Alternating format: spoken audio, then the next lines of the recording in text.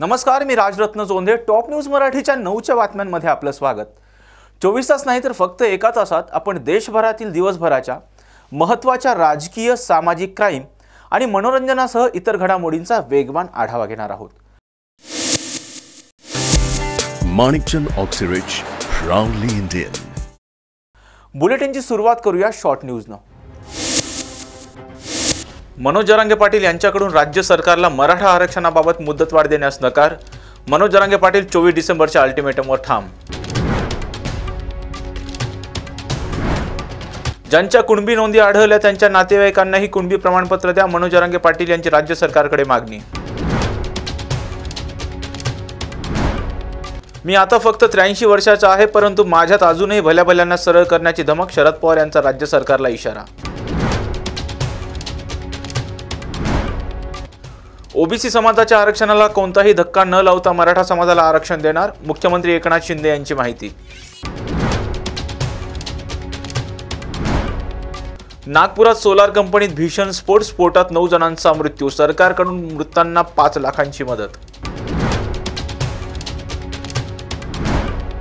संसदेतील घटना चिंताजनक असून त्याबाबत सभापती योग्य तो निर्णय घेतील. पंतप्रधान नरेंद्र मोदी यांनी व्यक्त केलं मत. बेरोजगारी वाढल्याने तरुणांची संसदेत घुसखोरी. रामलल्लांचं दर्शन घेऊन बेरोजगारीचा प्रश्न सुटणार नाही. संजय राऊत यांचा पंतप्रधान नरेंद्र मोदी यांच्यावर निशाणा. 24 डिसेंबरपर्यंत आरक्षण न मिळाल्यास उपोषणाचा पुन्हा विचार करू. मनोज जरांगे पाटील यांचं मोठं विधान.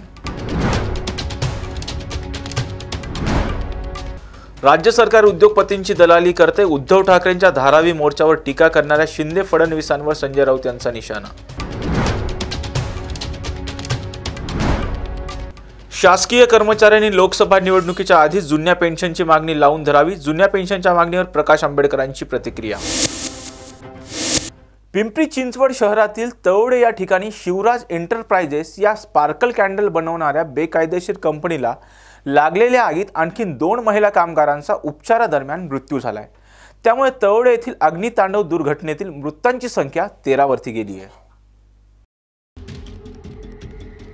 सुमन गोधडे वय 40 वर्ष आणि कोमल चौरे वय 35 वर्ष असं काल मृत्युमुखी पडलेल्या महिला कामगारांची नावं आहेत. तर 3 जखमी झालेल्या कामगारांवर अजूनही ससून रुग्णालयात उपचार करण्यात येत आहेत. तळवडे येथील राणा एंटरप्राइजेस कंपनीच्या आतील परिसरामध्ये शिवराज एंटरप्राइजेस नावाची बेकायदेशीर स्पार्कल कॅन्डल बनवणारी कंपनी चालवण्यात येत होती. त्या कंपनीला 8 डिसेंबर रोजी दुपारी 3 वाजण्याच्या दरम्यान स्फोट होऊन मोठी आग लागली आणि या आगीच्या दुर्घटनेत 6 कामगार जागीच दगावले होते. तर 7 कामगारांचा उपचारादरम्यान मृत्यू झालाय. उत्तर भारतात पश्चिमी चक्रवात तीव्र झाल्यानं पारा 4 ते 8 अंशावर खाली आलाय. त्यामुळे महाराष्ट्रात यंदा हिवाळ्याची पहिली लाट. सध्या राज्यातील बहुतांश जिल्ह्यांचे किमान तापमान 11 ते 12 अंशावर खाली आलंय. राज्यात शनिवारी यवतमाळचे तापमान सर्वात कमी 11.5 अंश इतके नोंदवले गेले. पाहुयात कोणत्या जिल्ह्याचं शनिवारचं किमान तापमान किती होतं हे ग्राफिक्सच्या माध्यमातून. शनिवारचं किमान तापमान अंशमध्ये यवतमाळ 11.5 अंश, पुणे 12 अंश, अहमदनगर 12.5 अंश, नाशिक 12.5 अंश, महाबळेश्वर 13.3 अंश, सातारा 13.5 अंश, छत्रपती संभाजीनगर 13.4 अंश, नागपूर 12.1 अंश, गोंदिया 12.4 अंश, वाशिम 12.6 अंश, चंद्रपूर 12.2 अंश, वर्धा 13 जळगाव 13.3 अंश, मालेगाव 14.4 अंश, सांगली 15.8 अंश, कोल्हापूर 15 सोलापूर 16.6 अंश, धाराशिव 15 परभणी 13.6 अंश, नांदेड 14 अंश, बीड 14.2 अंश, अकोला 14.4 अंश, अमरावती 14.3 अंश, बुलढाणा 13.5 अंश, ब्रह्मपुरी 13.6 अंश. आजपासून राज्यात तापमानात घट होण्याची शक्यता हवामान विभागाने व्यक्त केली आहे.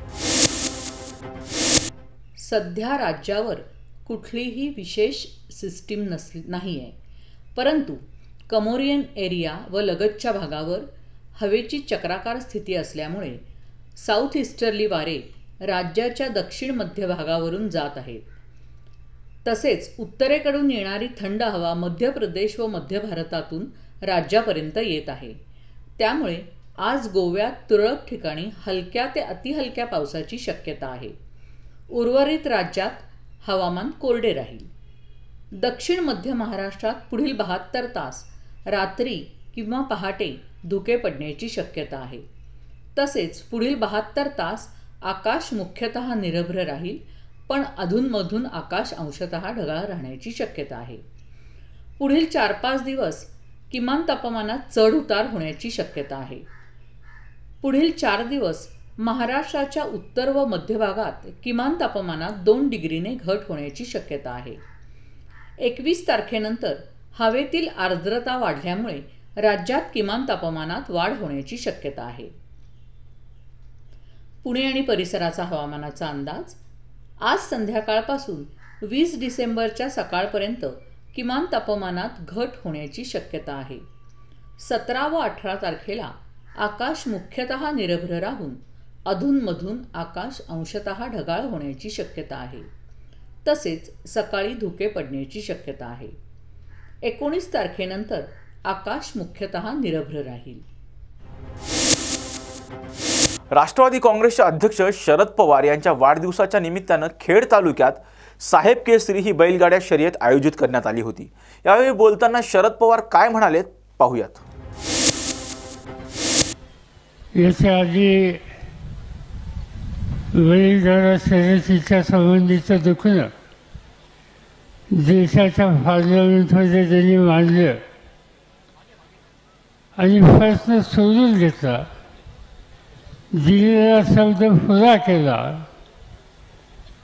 आणि पुन्हा एकदा महाराष्ट्राच्या समेत देशाच्या कानाकोपऱ्यामध्ये बैलगाडा शर्यतीच्या संबंधी असलेल्या घटकांना त्यांनी न्याय दिला.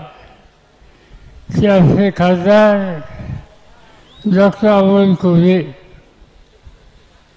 ज्यांचे विचार या ठिकाणी आपण ऐकले, ते माजी आमदार विलासराव त्यांचे सहकारी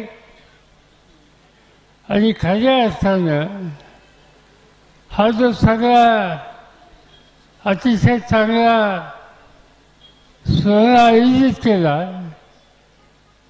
ते मुंगसे बंधू आणि त्यांचे सगळे कुटुंबीय बंधू भगिनींनो,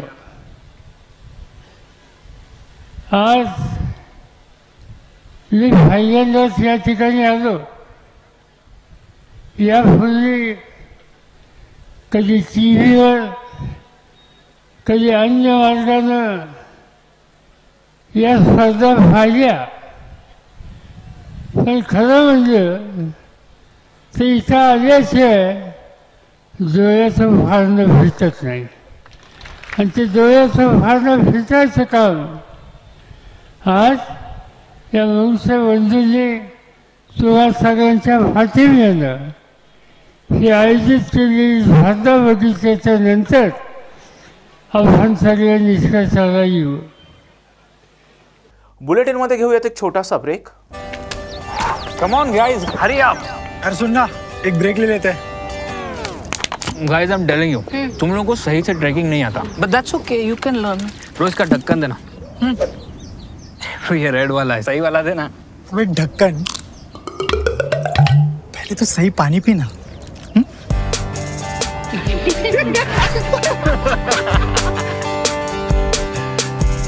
Manikchand Oxyrich, proudly Indian. Uddhav ठाकरेंनी स्वतःचा नाकर्तेपणा दुसऱ्यावर ढकलू नये अशी टीका भाजपाचे आमदार नितेश राणे यांनी उद्धव ठाकरेंवरती केली आहे. पाहूयात नितेश राणे नेमकं काय म्हणाले. म्हणून धारावी पुनर्वसनाच्या अगोदर तुझ्या मुलाच्या पुनर्वसनाची चिंता जी तुला लागली आहे ना, त्यामुळे काल निघालेला हा मोर्चा आहे. आणि त्या मोर्चामध्ये ज्या समाजवाद्यांचा विरोध हिंदू हृदय सम्राट बाळासाहेब ठाकरेंनी पूर्ण आपल्या कारकिर्दीमध्ये केला, मोठ्यातल्या मोठ्या मुंबईमध्ये सभा घेतल्या, त्यांच्याबरोबर संघर्ष केला. त्या समाजवाद्यांचा झेंडा या बापलेकांच्या डोक्यावर फडकताना बाळासाहेबांनी अगर बघितला असता, ह्या दोघांनाही मातोश्रीच्या बाहेर काढून टाकलं असतं, हकलवलं असतं. आज उद्धव ठाकरेची एवढी पण ताकद नाही की मुंबईमध्ये स्वतःच्या ताकदीवर मोर्चा काढून दाखवायचा. त्याला मोर्चा काढायचा असेल तर काँग्रेसची मदत लागते, मोर्चा काढायची असेल तर समाजवाद्यांची मदत लागते. आणि मोठा भारतीय जनता पक्षावर तो टीका करतो. कोरोना काळामध्ये ज्या अदानीजींचं तुम्ही टीका करतायत त्यांच्यावर, तुझाच मुलगा, तुझेच खासदार कोरोना काळामध्ये जे धान्य वाटायचे ते ह्या अदानी समूहाकडून घेऊन तुम्ही वाटायचे. कारण का त्या पॅकेटवर तुझ्या खासदाराबरोबर अदानींचं पण नाव असायचं. असा हा उद्धव ठाकरे नावाचा नमखराम काल स्टेजवर बसून मोठ्या मोठ्या बाता करत होता.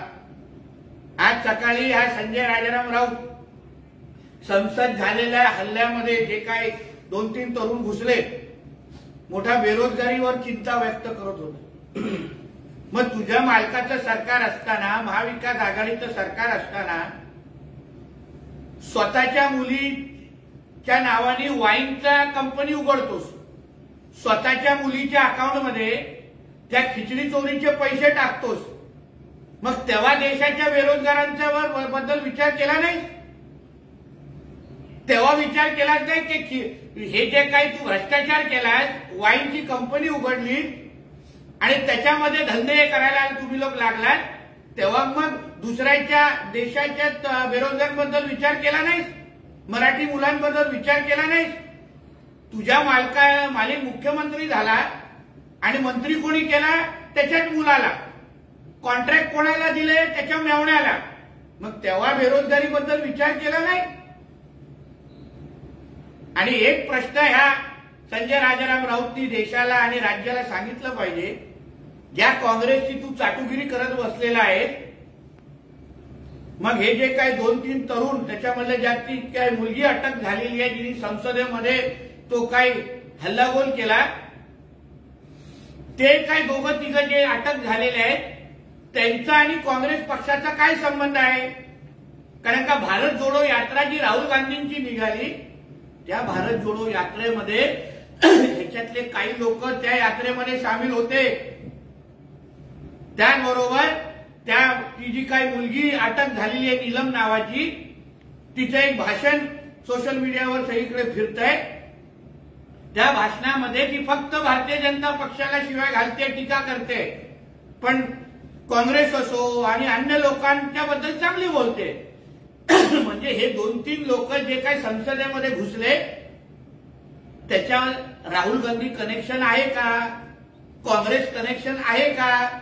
ह्याबद्दल जरा संजय राजाराम राऊतनी सकाळी उठून आमच्या नाण्यामध्ये भर टाकावं. आणि शेवटचं एवढंच सांगेल, तसं काल धारावीकरांसाठी उद्धव ठाकरेंनी मोर्चा काढला, त्याच्या अन्य लोकांच्या मदतीने जरा एक मोर्चा पत्राचारच्या मराठी माणसासाठी पण काढला पाहिजे होता, खंबाटाच्या कामगारांसाठी पण काढला पाहिजे होता. पत्राचारचे जे मराठी माणसं आहेत ते आज का बेघर झाली आणि त्या मराठी माणसांचं काय, ह्याचं उत्तर पण संजय राजाराम राऊतच्या मालकांनी महाराष्ट्राला द्यावं, एवढा आग्रह या निमित्ताने धरेल. धन्यवाद. सुधाकर बडगुजर यांच्या SIT चौकशीबरोबर गिरीश महाजन यांची चौकशी देखील झाली पाहिजे, अशी मागणी एकनाथ खडसेंनी केली आहे. तसंच माझ्यावरही दाऊदच्या बायकोशी संभाषण झाल्याचा आरोप करण्यात आला होता, असंही ते म्हणाले. आता फोटोच्या माध्यमातून महाजन यांना मलिन गुप्ताशी याच्याशी संबंध दिसल्याचं असं सांगितलं जातं. आणि कुठला फोटो कुठला आहे? तो जो काही व्हिडिओ आम्ही लोकांनी सभागृहामध्ये दाखवला, तो बडगुजरच्या स्वतःच्या नाशिकच्या फार्म हाऊसचा तो व्हिडिओ आहे आणि तिथे तो सलीम कुत्ता आलेला. बाकी जे हे काही जे महाविकास आघाडीचे लोक जे बोंबलतायत ना, त्याच्याशी आणि त्या व्हिडिओशी काही संबंध नाही. आमच्या गिरीश महाजनजींची आणि ह्या लोकांची काही संबंध नाही. म्हणून उगाच या दहशतवाद्यांना संरक्षण देण्यापेक्षा, दहशतवाद्यांची बाजू घेण्यापेक्षा या बडगुजर सारखे देशद्रोहींना अटक कसं होईल यावर खरं म्हटलं तर भाष्य करायला हवं. साहेब, मनोज जरांगे सभा घेतात, 12 ते 3 निर्णायक बैठक होणार आहे आणि ते ऍक्शन मोडमध्ये आहे. 24 डिसेंबर नंतर राज्य सरकारला थोडाही वेळ दिला जाणार नाही असं म्हणणं आहे. मी असं कुठलं अधिकृत स्टेटमेंट ऐकलेलं नाही. त्यांची सभा होऊन दे, त्या सभेच्या नंतर आम्ही भाष्य करू. साहेब, महाविकास आघाडीचं सरकार पाडण्यामागे अदानीचा हात असल्याचा संशय नाव न घेता काल उद्धव ठाकरे यांनी व्यक्त केला. स्वतःचा नाकारतेपणा लपवण्यासाठी, स्वतः किती मी मोठा नालायक असलो तरी चूक माझी नाही हे दाखवण्याचा प्रयत्न काल उद्धव ठाकरेंचं होतं. म्हणजे मुख्यमंत्री असताना जेवढा वेळ पाटणकरांना दिलं तेवढाच वेळ अगर आपल्या आमदारांना दिलं असतं, खासदारांना दिलं असतं, शिवसैनिकांना दिलं असतं ना, तर आज यांचं सरकार पडलं नसतं. म्हणून स्वतःचा नालायकपणा, स्वतःचा नाकारतेपणा कोणाच्या दुसऱ्यावर टाकू नये. संसदेत हल्ला झाल्याच्या बाबतीत संजय राऊत असं म्हणतात की गृहमंत्री संसदेत चर्चा करायला तयार हवी होती, तसंच चर्चेपासून ते का पळ काढतात.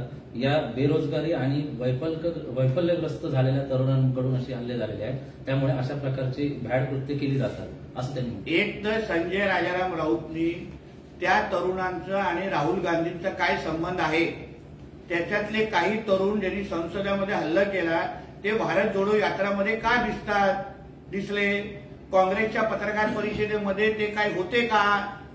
त्याचबरोबर त्या जे काही त्यांची काही तरुणांची जी भाषणं आहेत त्यांना भारतीय जनता पक्षावर टीका आणि काँग्रेसचं गुणगान असं त्या तरुणांनी का केलं. म्हणून भारतीय जनता पक्ष आणि आमच्या गृहमंत्र्यांना प्रश्न विचारल्या अगोदर जरा तुझा जो नवीन मालक आणि तुझी जी नवीन मम्मी जे 10 जनपदला बसते ना, तिला जाऊन विचार की तिचा आणि काँग्रेसचा आणि ह्या 3 मुलांचा काय संबंध, त्याच्यावर उत्तर दे आणि मग आम्हाला प्रश्न विचार. आणि बेरोजगारांची एवढी तुला चिंता आहे ना, तर तुझ्या महाविकास आघाडीचं सरकार असताना स्वतःच्या मुलीच्या नावाने वाईन कंपनी, स्वतःच्या मुलीकडे खिचडी चोरीच्या अकाउंटमध्ये खिचडी चोरीचे पैसे, स्वतःच्या मालकाच्या मुलांना सगळं टेंडर, मंत्रीपद, मालकाच्या मेवण्याला सगळे टेंडर, हे करण्यापेक्षा महाराष्ट्रातल्या बेरोजगारांबद्दल थोडी चिंता केली असती ना, तर बेरोजगारीवर आज बोलण्याची हिंमत झाली नसती. संपूर्ण भारत आणि मुंबई महाराष्ट्रामधून रोजगार काढून एका राज्यात नेला जातो, ही इस्रायलची नीती आहे, हे चूक आहे असं संजय राऊत म्हणतात. ज्या गुजराती समाजावर या टीका करतात ना, तुझ्या मालकाला सांग गुजराती समाजाच्या लोकांची मदत न घेता जरा लंडनला जाऊन दाखव, घराचं मेंटेनन्स भरून दाखव, 2 वेळा खाऊन दाखव. अन्य वेळी ह्यांचे सगळे खर्च भागवण्यासाठी, लंडन जाण्यासाठी, सुट्ट्या करण्यासाठी ह्यांना गुजराती समूहाचे बिल्डर आवडतात, तिथे ह्यांचे पैसे टाकले असतात. मग धानुबे नावाचे बिल्डर कोण आहेत? धानुबे नावाचे बिल्डर आणि उद्धव ठाकरेचे काय संबंध आहेत? मग आम्हालाही उद्धव ठाकरे आणि मातोश्री आणि गुजरातची कनेक्शन काय आहे यावर एक वेगळी पत्रकार परिषद घ्यायला लागेल. संजीव ठाकूर यांना ललित पाटील प्रकरणामध्ये निलंबित करण्यात आलेले नाही. फडणवीस यांनी चुकीची माहिती सभागृहात दिली असा दावा सुषमा अंधारे यांनी केला. मराठा आरक्षणाबाबत पुढची भूमिका काय असणार याबाबतीत आज अंतरवाली सराटीमध्ये मनोज जरांगे पाटील यांनी राज्यव्यापी बैठक बोलावली होती. त्यामुळे धक्का लागायचा प्रश्न फक्त आपल्यालाच माहित नव्हतं, आपणच आपली बाजू मान्य करून घेऊ. आपल्यालाच माहित नव्हतं की आपली जमीन तिथे. आपल्याला कुणीतरी सांगितलं 200 किलोमीटरवर तुमची जमीन आहे म्हणून आपण 200 किलोमीटरवर हिंडत बसलो, ती सापडीत बसलो. कारण तिथे ती सापडणारच नव्हती. माझी जमीन उदाहरणार्थ जर अंतरवालीत आहे आणि मी जर नांदेडला जाऊन सापडली, ती सापडेल का? कारण ते सर्वे नंबर, गाव नंबर, जिल्हा नंबर ते विकला. ही परिस्थिती आपल्या आतापर्यंत झाली. त्यामुळे आपण ओबीसी आरक्षणात कोणाला धक्का लागायचा संबंध नाही, फक्त याला राजकीय इच्छाशक्ती लागते. जर मतासाठी यांना मत मिळवण्यासाठी जर हे म्हणणार असले ओबीसी आरक्षणाला आम्ही धक्का लागू देणार नाहीत, ह्या शब्दावर आम्ही ठाम आहेत, जर असं सरकार म्हणत असेल तर ही मराठ्यांची फसवणूक. कारण मराठ्यांच्या ओबीसी आरक्षणातल्या नोंदी सापडल्या. दुसरा मुद्दा, ओबीसीला धक्का मराठ्यांचा लागतच नाही, फक्त मतासाठी तुम्ही आमच्या सगळं खोटं बोलता की ओबीसीला धक्का न लागता आम्ही तुम्हाला आरक्षण देतो. त्यांना धक्का लागतच नाही. तुम्ही त्यांच्या मतासाठी आमच्या पोराचे मुद्दे पाडणार का आता? म्हणजे मराठ्यांना इतकं हलक्यात घेऊ नका, हे तुमच्या सगळ्यांच्या वतीने मी सरकारला सांगतो. त्यांच्या मतासाठी तुम्ही आमच्या पोरांचं वाटोळ करणार, आमच्या पोरांचे मुद्दे पडणार त्यांच्या मतासाठी. मतावर तुम्ही मोठे होणार मराठ्यांच्या सुद्धा आणि देणार त्यांना.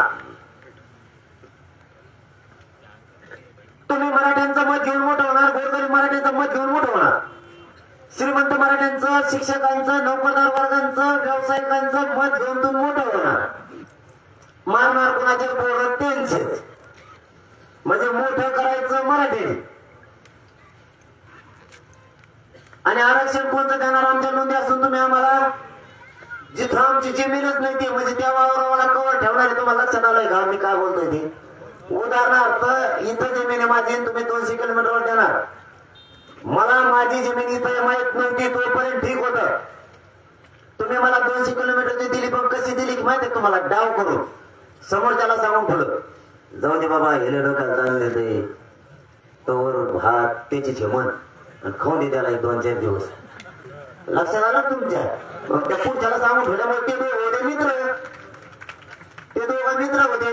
मित्रांनी मित्राचं ऐकलं, ज्या मित्रांनी ऐकलं त्याला म्हणलं असतं तुला देतो महामंडळ काही, त्यामुळे ते बी बसलं, ते बी बसलं. ते म्हणलं तू यायची आपण घेतली, आपल्याला वाटलं जमीन तर मिळाली ना, पण आपल्याला हे माहित नव्हतं ही पिढ्याना पार आयुष्यासाठी आपली. आपण भोळे अतिविश्वासू समाज आपला आणि ती आपण घेतली. 8-15 दिवस गेले की तेव्हा मला वय मावावरच बाहेर साहेब आपल्या जाऊन कागद द्यायचं नाही ना, व्हायला लागलं. म्हणजे जे ओरिजिनल राहिले ते गेलं, जे डुप्लिकेट तुमचं पक्क आहे म्हणून दिलं होतं ते घेऊन तो बाहेर होय. त्यामुळे आपल्याला ते तात्पुरतं नकोय, आपला हक्काचं आहे. तुम्हाला समजून आलंय का? बघा, आपला मराठ्यांचा आडवटपणा नाही, ओबीसीच्या लेकरांचं काढून आपण घेत नाही. एवढा प्रामाणिकपणा मराठ्यात आहे. फक्त आता ओबीसीला म्हणणं गरजेचं आहे, आमची इमानदारी जागी झाली असं ओबीसीला म्हणणं गरजेचं आहे. आमचे संस्कार जागे झाले, आम्ही आमच्या लेकरात आणि तुमच्या लेकरात फरक नाही करत. तुमच्या नोंदी इथं सापडल्यात म्हणल्याच्या नंतर हे तुमचं घ्या किंवा ही जमीन तुमची घ्या, आम्हाला नको. पापाचं आम्हाला खायचं नाही, ते पचणार नाही असं त्यांच्या विचारात जर बदल झाला तर बरं. मराठी समजून घ्या. पुन्हा मी तुम्हाला काय सांगतो, आपण त्यांचं घेत नाहीत, आपलं घेतोय. आणि आपलं घेत असताना जर त्यांचं तरी मत बदलणार नसलं तर याला म्हणायचं त्यांची नियत खराब झाली, मराठी काहीच करू शकत नाही. मराठ्यांचा म्हणून आलेला जे आम्ही ते घेणार. तुम्ही तुमच्या मनात बदल करा. माझ्या बांधाच्या शेजारी ह्याचाच बांध होता, फक्त मी ते इथं नव्हता तोवर फोडून सपाट करता मोकळ्या मनाने म्हणत. तो 10-12 वर्ष दुसरीकडे पोट भरण्यासाठी गेला, तोवर याने सगळा बांध फोडून सपाट केला, पूर्ण वावरत मग हे म्हणायला लागला. पण मोजीदार तो आहे करते, दुप्पट निघलं, तू बाहेर निघणे तर तुला आम्ही मात्र त्या वावरतो लूट येणार आहे. मराठ्यांचा आत्ताही प्रामाणिकपणा आहे. फक्त तुम्ही खरं बोला, तुमची नियत खराब करून आमच्या गोरगरिबांच्या पोरांचं तुम्ही वाटोळ करू नका. मराठ्यांनी आधी हे समजून घ्या, कोणताच मराठा मानला नाही पाहिजे. ओबीसीवर मराठ्यांकडून अन्याय होतोय का काय? अजिबात नाही. त्यांचं आरक्षण त्यांना आहे.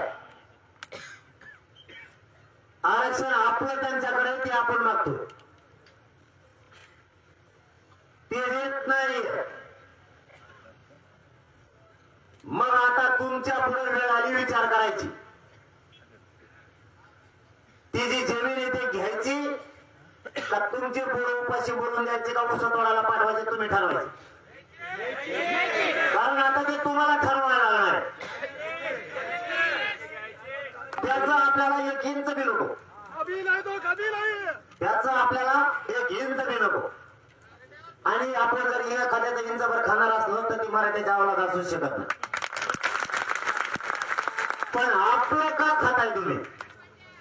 आमच्या जर नोंदी सापडल्या ते आरक्षण पाहिजे, त्याच्यासाठी आता हा मुद्दा क्लिअर केला. त्याच्यासाठी काय ठरलं ते सांगतो. विधानसभेचे विरोधी पक्षनेते विजय वडेट्टीवार यांनी आज कार्यकर्त्यांना मार्गदर्शन केले. पाहुयात विजय वडेट्टीवार नेमकं काय म्हणाले. पण तुम्ही समाज म्हणून एकत्र आलात.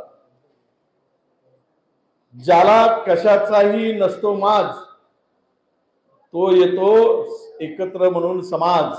त्या समाजाचे घटक म्हणून तुम्ही आलात. शेवट जन्मताच आणि मृत्यूपर्यंत याचे साथीदार तुम्ही असणार आहात. मृत्यूपर्यंत मी यासाठी म्हटलं की जन्मल्यानंतर समाज चिटकतो आणि मृत्यूच्या वेळेसच समाज संपतो. त्यामुळे जन्मापासून मृत्यूपर्यंतची वाटचाल तुम्हाला समाजाच्या सोबत घालवायची आहे आणि म्हणून तुम्ही ते आलात. तुमच्या सर्वांचं मी या ठिकाणी स्वागत करतो, तुम्हाला शुभेच्छाही देतो आणि या सर्व मोठ्या संख्येने आलेल्या माझ्या तरुण मित्रांचं स्वागत करतो. बांधवांनो, असं म्हणतात की जगणारे संतश्रेष्ठ शिरोमणी संताजी जगनाडे महाराजांच्या संदर्भात आज समाजाचा संत म्हणून तुकोबांच्या संतश्रेष्ठ तुकोबा महाराजांचे जे ग्रंथ साहित्य प्रकाशित झाले ते सर्व आपल्या जगनाडे महाराजांनी लिहिल्यामुळे तुकोबा सगळ्या देशाला आणि संपूर्ण समाजाला कळला. जर संताजी नसते तर मला वाटतं की तुकोबा महाराज कोण होते हे कळले नसते. म्हणून अशी आख्यायिका आहे की तुकोबाची बोलेवाणी संताजीची चाले लेखनी. म्हणजे त्यावेळेस लेखनीचा म्हणजे शिक्षित संत कोण असेल तर ते संत श्रेष्ठ जगनाडे महाराज होते. म्हणजे संतांमध्ये शिकलेला संत कोण तर ते जगनाडे महाराज. कारण लिहिता येतं त्याला, जो शिकला असेल त्याला. म्हणून त्या काळामध्ये शिक्षणाची महती, शिक्षणाचं महत्व हे जगनाडे महाराजांना होतं. आणि म्हणून आज समाज एकत्र येत असताना पहिल्यांदा आपला उद्देश काय असला पाहिजे? लग्नावरचा खर्च कमी करून पोराच्या शिक्षणावर खर्च अधिक करा. म्हणजे समाज सक्षम झाल्याशिवाय राहणार नाही. ती खरी जर कोण चर्चा करून या भाषणातून मार्गदर्शनातून हा सल्ला घेऊन तुम्ही जाल तर समाज निश्चितपणे विकासाच्या दृष्टिकोनातून एक महत्वाचा पल्ला गाठू शकेल आणि समाज मोठा होऊ शकेल असा मला विश्वास आहे. काही सांगताना आपण शेवट समाज म्हणून आपण जगतो.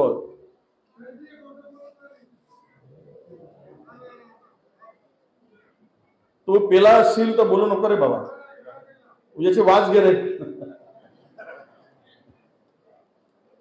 म्हणजे दारू सुरू केल्याचा फायदा काही होतो आपल्याला. तर या सगळ्या परिस्थितीमध्ये आता आम्ही पाहिलं की जी गुणवंताचा सत्कार या तुम्ही सगळ्यांनी केला. गुणवंताचा सत्कार समाजातील मी 2-3 डॉक्टर आता या ठिकाणी सत्कार करत असताना ही काही सामान्य कुटुंबातील आलेली मंडळी, ही काही श्रीमंताच्या घरी जन्मलेली मुलं नाही. पण जर कष्ट करण्याचा आणि जर आपल्याला टार्गेट अचीव करायचं जर असेल, जर उद्दिष्ट असतं की मला हे करायचं आहे, मला हे मिळवायचं आहे, हे मिळवल्याशिवाय मी स्वस्थ बसणार नाही. तुम्ही तुमच्या पुढे ध्येय ठेवा. त्याला गरिबी आणि श्रीमंती आडवी येत नाही. ध्येय ठेवला तर सक्सेस झाल्याशिवाय राहणार नाही. पण ध्येय ठेवल्याशिवाय तुम्हाला यश मिळणार नाही हे लक्षात आपण घेतलं पाहिजे. आता आम्ही रडत बसायचं, आता माझ्याकडे काहीच नाही आहे. ही सगळी मोठी मंडळी जी झाली ती कुठेही पिढीजात वैभवातून आलेली नव्हती. त्यांच्या कष्टातून उभी झालेली मंडळी आहे. अनेकांचे उदाहरण देता येईल, त्या उदाहरणातून तुम्हालाही समजेल. परंतु तुम्हाला जे संत शिकले नाही त्या संतांनी सांगितलं.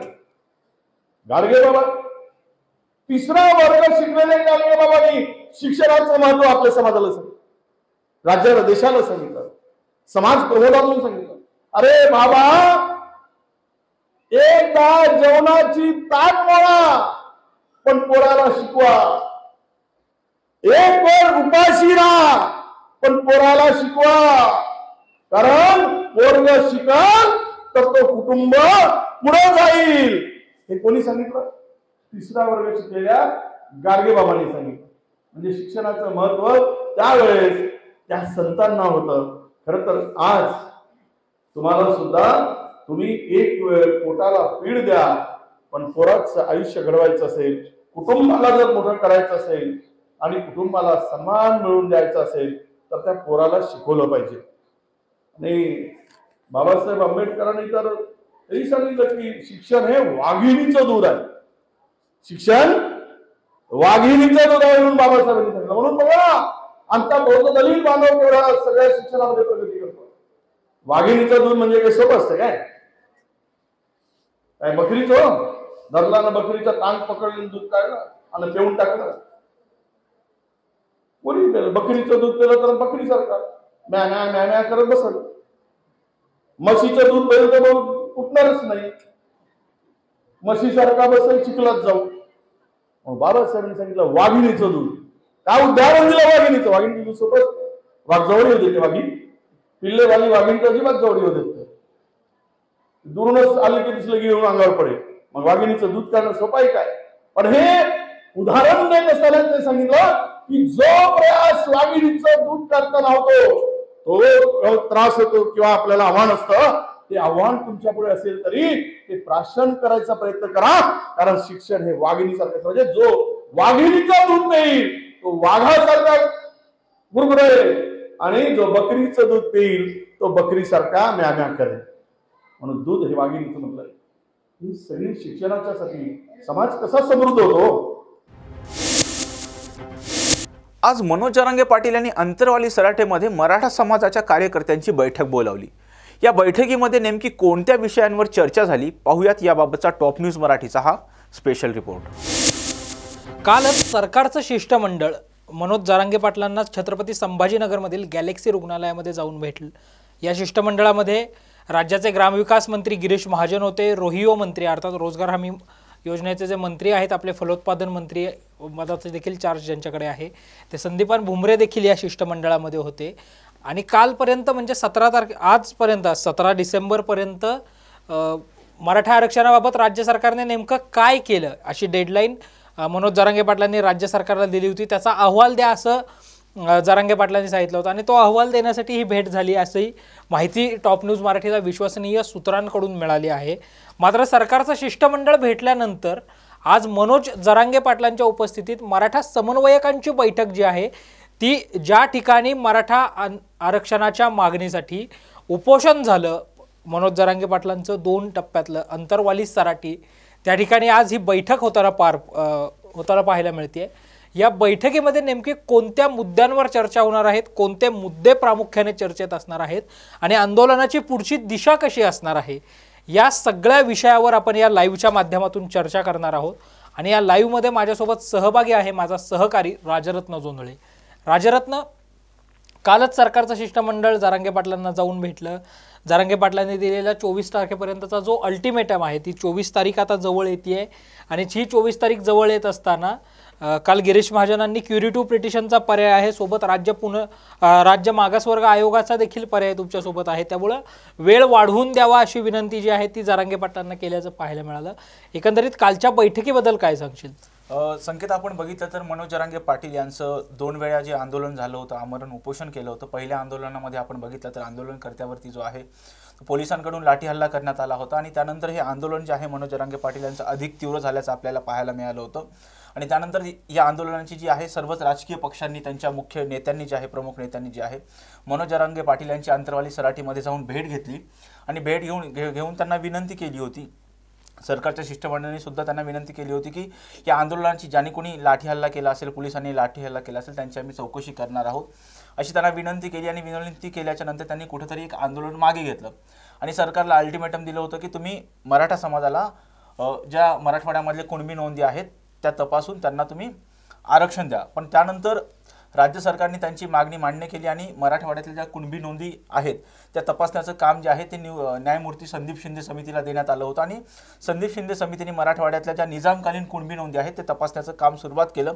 त्यांना मनोज जरांगे पाटील यांनी ज्यावेळी दुसऱ्या टप्प्यातलं आंदोलन सुरू केलं त्यावेळेस त्यांची मागणी होती की संदीप शिंदे समिती आहे तिचं कार्यक्षेत्र आहे ते संपूर्ण महाराष्ट्रात करण्यात यावं आणि महाराष्ट्रातील मराठा समाजाला सरसकट आरक्षण देण्यात यावं अशी त्यांची मागणी होती. आणि ज्या प्रकारे त्यांच्या आंदोलनाला प्रतिसाद मिळत होता त्याप्रकारे त्या आंदोलनाची तीव्रता वाढत होती आणि महाराष्ट्रभर जे आहे सर्व गावागावांमध्ये नेत्यांना जी आहे ती गावबंदी करण्यात आलेली होती. आणि महाराष्ट्रभर जे आहेत गावांमध्ये असतील, जिल्ह्यांमध्ये असतील, शहरांमध्ये असतील जे आहे साखळी उपोषणं करण्यात येत होती आणि मनोज जरांगे पाटील यांना पाठिंबा देण्यात येत होता. आणि ज्या प्रकारे आंदोलनाची तीव्रता वाढत होती याची दखल जी आहे ती सरकारने घेतली आणि सरकारने जे आहे त्या सरकारचे शिष्टमंडळ जे आहे त्यामध्ये 4 मंत्री आणि 2 निवृत्त न्यायमूर्ती जे आहेत त्यांनी मनोज जरांगे पाटील यांची आंतरवाली सराटीमध्ये भेट घेऊन त्यांना उपोषण जे आहे ते मागे घेण्याची विनंती केली आणि सरकारला एक वेळ द्यावा असं सांगण्यात आलं होतं. त्याप्रकारे मनोज जरांगे पाटील यांनी सरकारला 24 डिसेंबरपर्यंतचा वेळ दिला होता संकेत. तर आता मनोज जरांगे पाटील अशी मागणी करतात की आम्ही सरकारला 24 डिसेंबरपर्यंतची वेळ दिलेली आहे, परंतु सरकारने आतापर्यंत मराठा आरक्षणाच्या संदर्भामध्ये काय पावलं उचललेली आहे, काय कारवाई केलेली आहे ते त्यांनी आम्हाला सांगावं. यासाठी त्यांनी 17 डिसेंबरपर्यंतचा अल्टिमेटम दिला होता. आणि त्याच अनुषंगाने काल आपण बघितलं की संदीपान भुमरे असतील आणि गिरीश महाजन यांनी जे आहे गॅलेक्सी रुग्णालयामध्ये जाऊन मनोज जरांगे पाटील यांची भेट घेऊन त्यांना विनंती केली की सरकारला जो आहे आता आम्ही जो आहोत सुप्रीम कोर्टामध्ये जे आहे ते क्युरेटिव पिटिशन दाखल केलेली आहे. आमचं सरकार मराठा आरक्षणाच्या संदर्भामध्ये बाजू मांडते, त्याचबरोबर राज्य मागासवर्ग आयोग त्यांचं काम करत आहे. त्या दृष्टिकोनातून आपल्याला मराठा समाजाला टिकणारं आरक्षण द्यायचं आहे, त्यासाठी आम्हाला जी आहे ती मुदतवाढ देण्यात यावी अशी सरकारकडून मनोज जरांगे पाटील यांना काल विनंती करण्यात आलेली आहे. आणि आज आंतरवाली सराटीमध्ये राज्यभरातल्या ज्या मराठा संघटना आहेत, जे मनोज जरांगे पाटील यांच्या ज्या सभा होत्या त्या सभेचे जे आयोजक आहेत त्या आयोजकांना आमंत्रण देण्यात आलेले आहे. त्याचबरोबर जे गावागावामध्ये साखळी उपोषण करत आहेत त्यांना सुद्धा याचं आमंत्रण देण्यात आलं होतं. आणि ही सगळी जी मंडळी आहेत आंतरवाली सराटीमध्ये मनोज जरांगे पाटील यांच्या उपस्थितीमध्ये मराठा समाजाची बैठक चालू आहे. त्याचबरोबर 24 तारखेच्या नंतरची जी डेडलाईन सरकारला दिलेली आहे त्या डेडलाईन नंतर मनोज जरांगे पाटील सारखं सांगत होतं की आम्ही 24 तारखेच्या नंतर जे आहे त्या मुंबईच्या नाड्या बंद करून मुंबईच्या आर्थिक नाड्या आम्ही बंद करणार आहोत असं सांगत होते. पण त्या दृष्टिकोनातून ह्या आजच्या बैठकीमध्ये चर्चा होणार आहे की 24 तारखेच्या नंतर जे आहे आपण आंदोलन मुंबईत करायचं की नाही याच्यावरती सुद्धा संकेत चर्चा होणार आहे. त्याचबरोबर गुप्तचर यंत्रणांनी माहिती दिली आहे की मुंबईला आल्यास आंदोलनाच्या आडून जो हिंसाचार होण्याची भीती व्यक्त करण्यात आलेली आहे. कारण आपण बघतो की ज्या प्रकारे या आंदोलनाने हिंसक स्वरूप घेतलं होतं ज्यावेळी मनोज जरांगे पाटील यांचं दुसऱ्या टप्प्यातलं आंदोलन चालू होतं त्यावेळी आपण बघितलं संकेत महाराष्ट्रभर रास्ता रोको आंदोलन करण्यात आलं होतं. त्याच प्रकारे बीडमध्ये जे आहे प्रकाश सोळंके यांचं घर जाळण्यात आलं होतं, त्याचबरोबर संदीप क्षीरसागर यांचं घर जाण्यात आलं होतं. आणि या प्रकारे या आंदोलनाच्या आडून हिंसाचार कोण करते हा सुद्धा मोठा प्रश्न निर्माण झाला होता. त्याच दृष्टिकोनातून मुंबईमध्ये जर आंदोलन झालं तर त्या आडून हिंसाचार होण्याची भीती गुप्तचर यंत्रणांनी व्यक्त केली आहे. त्या दृष्टिकोनातून सुद्धा याच्यामध्ये चर्चा होऊ शकते. संकेत राजरत्न, तू जे मुद्दे सांगितलेस ते मुद्दे तर आहेत ज्या मुद्द्यांवर आज चर्चा होऊ शकते. मात्र प्रामुख्याने जर आपण पाहिलं तर जरांगे पाटलांनी जेव्हा दुसऱ्या टप्प्यातलं 9 दिवसांचं उपोषण जे आहे ते मागे घेतल्यानंतर टाइम बॉन्डचा एक घोळ होता की 24 डिसेंबर की 2 जानेवारी. सरकार म्हणत होतं 2 जानेवारी आहे, जरांगे पाटील 24 डिसेंबरपर्यंत ठाम होते. मात्र कालच्या बैठकीतही स्पष्टपणे जरांगे पाटलांनी सांगितलं की 24 डिसेंबरपर्यंत आम्ही आरक्षण जे आहे ते घेऊच आणि सरकार दागाफटका कुठलाही करणार नाही असा आम्हाला विश्वास आहे. आज दुपारीच 1 वाजता मुख्यमंत्री एकनाथ शिंदे यांच्या उपस्थितीमध्ये मुख्यमंत्र्यांचं निवासस्थान असणाऱ्या वर्षामध्ये शिंदे समितीच्या प्रमुखांची देखील आज बैठक होणार आहे. त्यामुळं शिंदे समितीने आत्तापर्यंत नेमकं काय काम केलं हे देखील याचा अहवाल देखील मुख्यमंत्री म्हणून एकनाथ शिंदे घेण्याची शक्यता आहे. राजरत्न, प्रामुख्याने हे सगळे मुद्दे आहेतच, मात्र मराठा विरुद्ध ओबीसी असा कुठेतरी संघर्षही राज्यभर वाढताना पाहायला मिळतोय। तर त्या संघर्षाच्या पार्श्वभूमीवर जरांगे पाटील आजच्या बैठकीमध्ये आपल्या पदाधिकाऱ्यांना कार्यकर्त्यांना काही सूचना देण्याची शक्यता आहे का, किंवा त्या अनुषंगाने आजच्या बैठकीमध्ये जरांगे पाटील मराठा आंदोलनाची पुढची व्यूहरचना जाहीर करू शकतात का? आजच्या बैठकीमध्ये सरकारच्या शिष्टमंडळाने जे आहे ते मनोज जरांगे पाटील यांची भेट घेऊन सरकार काय काम करते, सरकारने काय कारवाई केली याबाबतची प्राथमिक माहिती जी आहे काल शिष्टमंडळाने जे आहे ते मनोज जरांगे पाटील यांना दिलेली आहे। पण त्याच अनुषंगाने आपण बघितलं संकेत, ज्या प्रकारे मनोज जरांगे पाटील यांच्या महाराष्ट्रभर ज्या सभा होत होत्या त्या सभेमध्ये त्यांचा थेट आरोप होता की ओबीसी समाजातील नेत्यांमुळे आजपर्यंत 70 वर्षांमध्ये जे आहे ते मराठा समाजाला आरक्षण मिळालेलं नाही, असा थेट आरोप जो आहे तो मनोज जरांगे पाटील यांनी केला होता। आणि प्रामुख्याने सातत्याने आपण बघतो की त्यांची जी टीका होती ती मंत्री छगन भुजबळ यांच्यावरती होती। आणि यालाच उत्तर म्हणून राज्यभरामध्ये जे आहे ओबीसी महाएल्गार परिषदा, ज्या आरक्षण बचाव परिषदा ज्या आहे ते आयोजन करण्यात आलं होतं आणि छगन भुजबळ यांच्यातर्फे सुद्धा मनोज जरांगे पाटील यांच्यावरती थेट हल्ला करण्यात येत होता।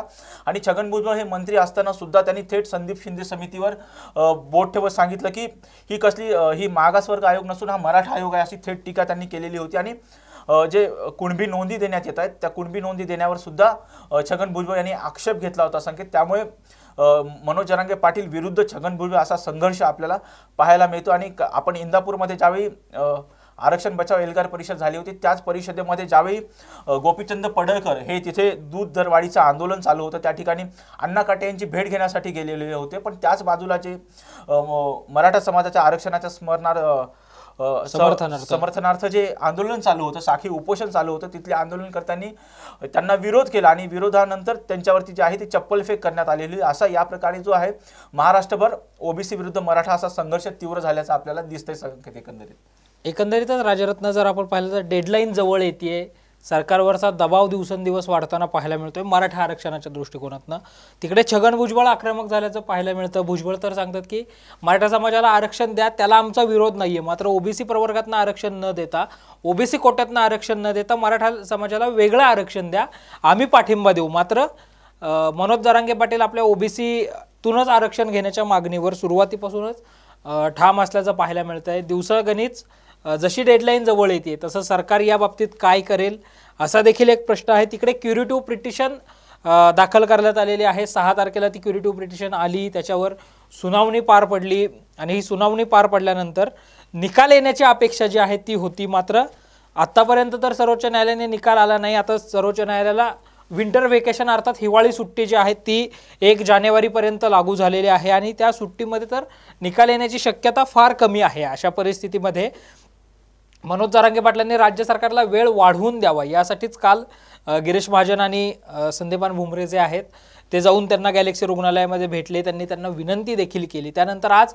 जरांगे पाटील आपल्याला बैठक घेताना पाहायला मिळत आहेत। जरांगे पाटील तर 24 तारखेच्या अल्टिमेटमवर ठाम आहेतच, त्यामुळे आता पुढच्या काळामधली सरकारची भूमिका काय वाटते, कशी असेल? सरकारची सर्वात पहिली भूमिका असणार आहे की त्यांनी मनोज जरांगे पाटील यांना विनंती करून त्यांचं जे आंदोलन आहे ते त्यांनी पुढे ढकलावं आणि सरकारला मुदतवाढ द्यावी अशी सरकारची पहिली विनंती असणार आहे। त्याचबरोबरीने सरकार क्युरेटिव्ह पिटिशन जी आहे सरकारने दाखल केलेली आहे त्यावरती ज्यावेळी सुनावणी होईल त्यावेळी सुप्रीम कोर्ट निर्णय काय घेतं त्यावरती सुद्धा सरकारची पुढची जी पावलं आहेत ती अवलंबून असणार आहे संकेत। आणि त्याचबरोबर सध्या सर्वात महत्त्वाची गोष्ट म्हणजे जर एखाद्या समाजाला आरक्षण द्यायचं असेल तर तो समाज सर्वात आधी मागास ठरणं गरजेचं आहे। आणि हेच मराठा समाजाच्या बाबतीमध्ये ज्यावेळी आधीचे आयोग होते त्या आधीच्या आयोगांनी ज्या प्रकारे भोसले समिती आणि म्हस्के समिती होती त्यांनी सांगितलं होतं की मराठा समाज मागास आहे म्हणून त्यांना 16% आरक्षण देण्यात आलं होतं। पण ते आरक्षण जे आहे उच्च न्यायालयामध्ये टिकलं आणि सुप्रीम कोर्टाने ते आरक्षण रद्द ठरवलं। त्यानंतर रद्द ठरवल्यानंतर सरकारतर्फे पुनर्विचार याचिका दाखल करण्यात आली, ती परत फेटाळण्यात आली आणि आता कुठेतरी क्युरेटिव्ह पिटिशन ही शेवटची आशा सरकारपुढं आहे संकेत। त्या दृष्टिकोनातून आता बघितलं तर सर्वात आधी सरकारची पहिली कसोटी आहे की मराठा समाज हा मागास ठरवणं। ज्यावेळी मराठा समाज हा मागास ठरेल त्यानंतर मराठा समाजाला आरक्षण मिळण्याचा जो मार्ग आहे तो मोका ठरणार आहे। आणि ज्या प्रकारे सध्या राज्य मागासवर्ग आयोगामध्ये आपण बघतोय की राज्य मागासवर्ग आयोगाचे जे अध्यक्ष आहेत आनंद निरगुडे यांनी राजीनामा दिलेला आहे, त्याच समितीमधल्या 4 सदस्यांनी सुद्धा राजीनामा दिलेला आहे आणि समितीच कुठेतरी बरखास्त सरकार करणार होतं। पण आता आपण बघतोय की शुक्रे जे आहेत त्यांची अध्यक्ष म्हणून जी आहे ती नेमणूक सुद्धा करण्यात आलेली आहे आणि त्यांच्यापुढे खूप मोठा टास्क असणार आहे की मराठा समाज कशा प्रकारे मागास ठरवला जातो हे सुद्धा पाहणं महत्त्वाचं ठरणार आणि ही सरकार पुढे सुद्धा मोठी कसोटी असणार आहे संकेत। राजारत्न, आता तू ज्या न्यायमूर्ती सुखरेंचा उल्लेख केला त्यांच्या अनुषंगाने आपण आपल्या प्रेक्षकांपर्यंत ही माहिती पोहोचवली पाहिजे की मनोज जरांगे पाटील यांनी जेव्हा दुसऱ्या टप्प्यातलं उपोषण केलं होतं आणि त्यांची समजूत काढण्यासाठी जे 4 मंत्री, ज्याच्यामध्ये स्वतः संदीपान भुमरे होते, अतुल सावे होते, उदय सामंत होते आणि धनंजय मुंडे होते, त्यांच्यासोबत जे 2 निवृत्त न्यायमूर्ती गेले होते, ज्याच्यामध्ये न्यायमूर्ती गायकवाड आणि न्यायमूर्ती सुक्रे होते, त्याच न्यायमूर्ती सुक्रे यांची आता मराठा समाजाच्या आरक्षणाच्या मागणीच्या पार्श्वभूमीवर ज्या मागासवर्ग आयोगाची पुनर्रचना झाली आहे, आनंद निरगुडेंनी राजीनामा दिल्यानंतर आनंद निरगुडेंच्या जागी न्यायमूर्ती सुखरेंची नेमणूक होणं आणि सुखरेंबरोबरच पुन्हा 4 सदस्यांची जी आहे ती नेमणूक होणं, कुठेतरी न्यायमूर्ती सुखरेंच्या नियुक्तीवरही यामुळे आक्षेप घेतला जाऊ शकतो की ज्यांनी जरांगे पाटलांची समजूत घालण्यासाठी प्रयत्न केले त्यांनाच सरकारने मागासवर्ग आयोगाचं अध्यक्षपद बहाल केलेलं आहे किंवा अध्यक्षपद दिलेलं आहे. तर ही देखील सरकारपुरची मोठी अडचण या निमित्तानं ठरू शकते. नक्कीच संकेत, आपण बघतो की ज्या प्रकारे ज्यावेळी मनोज जरांगे पाटील यांची समजूत काढण्यासाठी 2 न्यायमूर्तींना पाठवण्यात आलं होतं, त्यामध्ये शुक्रे जे आहेत ते सुद्धा होते आणि त्यांच्यावरती टीका करताना छगन भुजबळांनी थेट हल्ला चढवला होता आणि म्हटलं होतं की निवृत्त न्यायमूर्ती जे आहेत ते मनोज जरांगे पाटलांना सर म्हणतायत, त्यामुळे त्यांच्याकडून आम्हाला किती न्याय मिळेल याबाबत आम्हाला साशंकता आहे आणि त्यांचीच निवड जी आहे ते राज्य मागासवर्ग आयोगाच्या अध्यक्षपदी होत आहे, त्यामुळे कुठेतरी याच्यावरती सुद्धा आक्षेप घेतला जाऊ शकतो. संकेत, एकंदरीतच जर आपण पाहिलं तर आता ही बैठक आंतरवाली सराटीमध्ये सुरू झालेली आहे.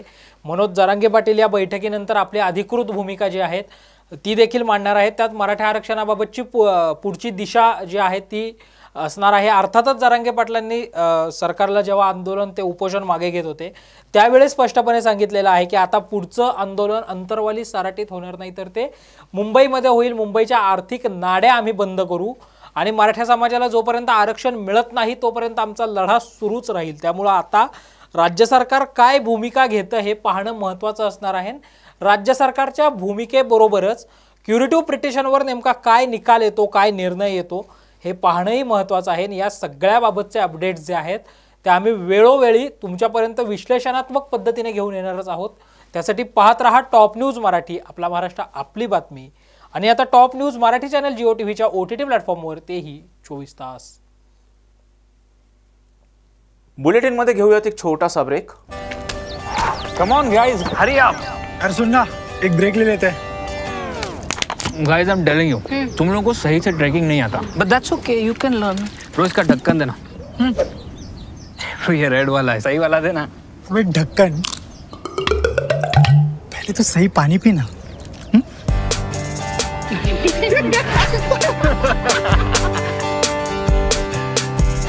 Manikchand Oxyrich, proudly Indian. Break नंतर आपल्या सर्वांचं पुन्हा एकदा स्वागत. जुन्या पेन्शनची मागणी लोकसभा निवडणुकीपूर्वी लावून धरावी अशी मागणी वंचित बहुजन आघाडीचे अध्यक्ष प्रकाश आंबेडकर यांनी केली आहे.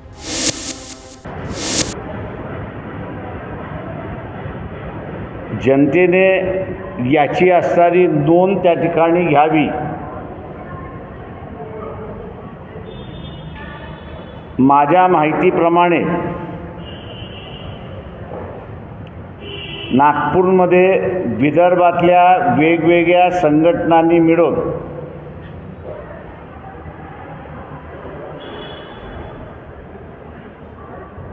ब्याऐंशी धरणं आंदोलनं झाली. त्याच्यापैकी फक्त कर्मचाऱ्यांच्या पेन्शनच्या संदर्भात हीच चर्चा त्या ठिकाणी झाली आणि त्याचं कारणही एक होतं की काही कर्मचाऱ्यांनी मंत्री आणि आमदार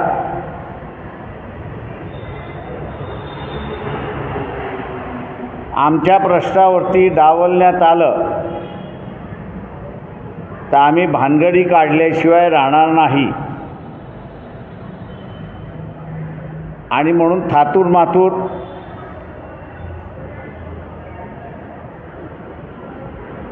पेन्शनच्या संदर्भातला उत्तर त्या ठिकाणी देण्यात आलं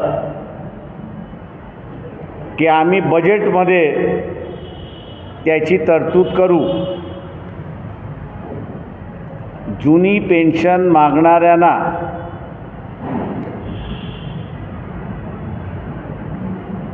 माझं असणारं आव्हान आहे, काँग्रेस, राष्ट्रवादी काँग्रेस, BJP यांनी 2000 साली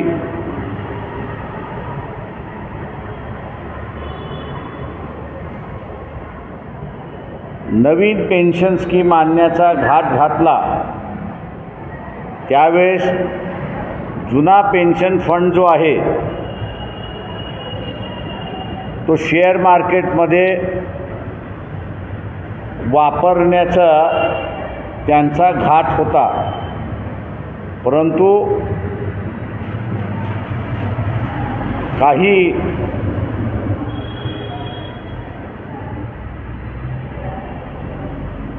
खासदार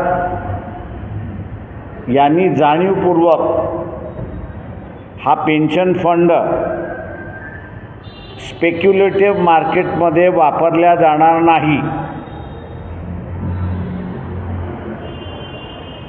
आणि जो कोणी निर्णय घेईल ह्या स्पेक्युलेटिव्ह मार्केटमध्ये गुंतवण्याचा त्याच्यावरती व्यक्तिगत जबाबदारी फिक्स केली पाहिजे।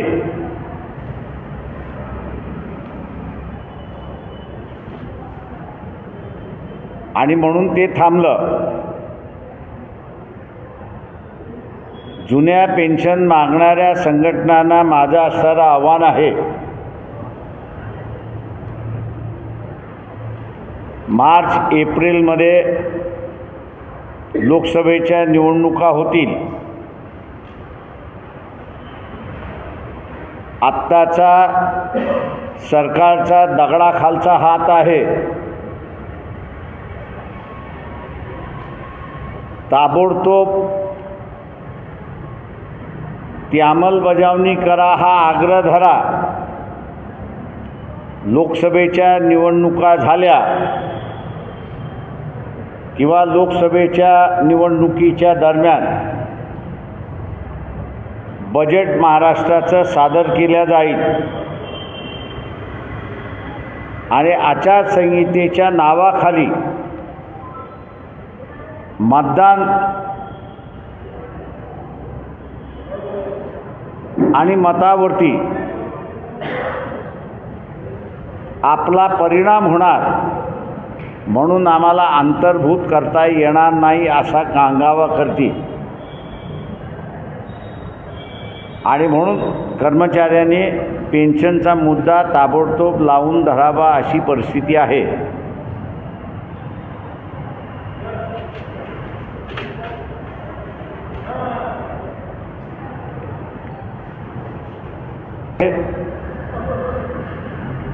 आरक्षणाच्या संदर्भातलं धोरणच नाही,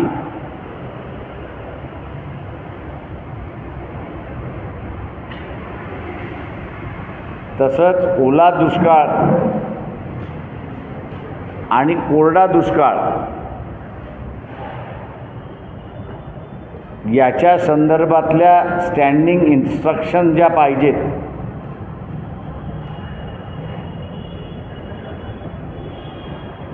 ते अजून हे सरकार निर्माण करू शकलं नाही। भूमिका पीक विमाच्या संदर्भात सुद्धा आहे।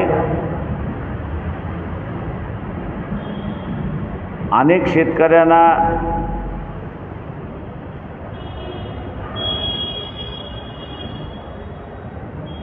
विमा मिळालेला नाही अशी परिस्थिती आहे आणि हे शासन नागपूरच्या विधानसभेमध्ये या महत्त्वपूर्ण प्रश्नांवरती चर्चाच आपल्याला दिसत नाही।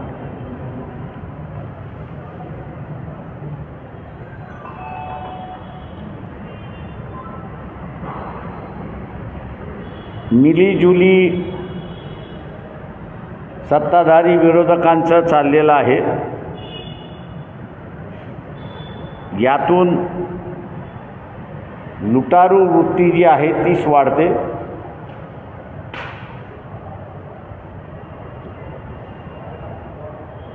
याची असणारी नोंद घ्यावी आणि पुन्हा यांना निवडून देऊ नये ही दक्षता घ्या. होलसेल बदल हा होणं राजकारणातला गरजेचं आहे असं मी त्या ठिकाणी मानतो. आपण आता विचार. विरोधी पक्ष नेमके कोणते? आता तुम्हालाही माहिती आहे, नाव घ्यायला का लाजत आहे? काँग्रेस आहे, NCP आहे, त्याच्यानंतर शिवसेनेतून स्प्लिट केलेले असणारे उद्धव सेना आहे, त्याच्या पलीकडे आपल्याला नाही. सभागृहामधले किंवा तिन्ही पक्ष आहेत ते. उद्धव ठाकरे थोडं थोडं बोंबलतात, त्याच्या पलीकडे आपल्याला बोंबलताना दोन पक्ष NCP आणि काँग्रेस तर आपल्याला अजिबात दिसत नाही. हे दोघं अस्तित्वात आहेत हेच वाटत नाही, अशी परिस्थिती आहे.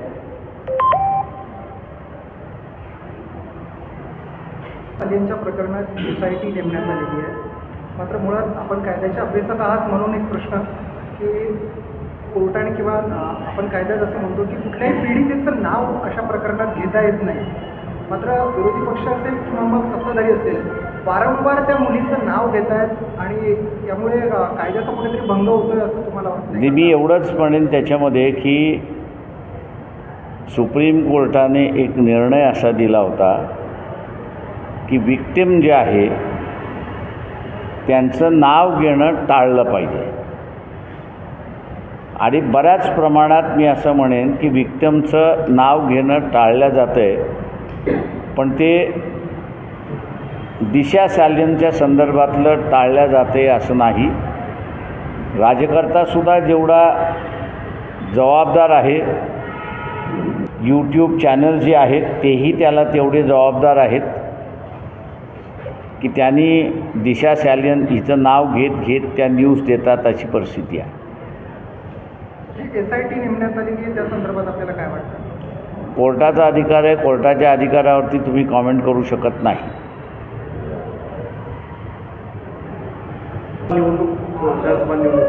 या संदर्भात आपली काय भूमिका असणार आहे, आपण कशी तयारी? ते माझी भूमिका म्हणण्यापेक्षा इंडियाची भूमिका काय ती महत्त्वाची आहे. आजच्या 9च्या बातम्यांमध्ये इथेच थांबण्याची वेळ झाली. पाहत रहा टॉप न्यूज मराठी, आपला महाराष्ट्र, आपली बातमी.